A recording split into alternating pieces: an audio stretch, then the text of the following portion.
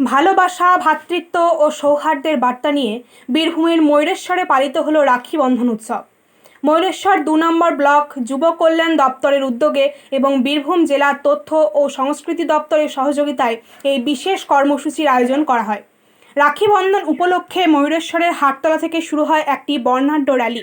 র্যালিটি ময়ূরেশ্বর বাজারের বিভিন্ন এলাকা পরিক্রমা করে ক্যানেল অফিস মোড়ে গিয়ে শেষ হয়।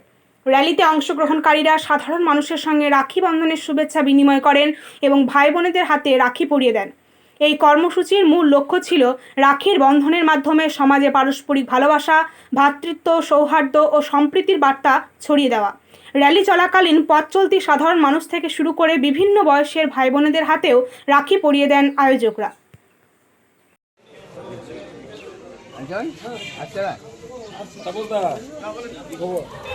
কেন্দ্র বাহিনী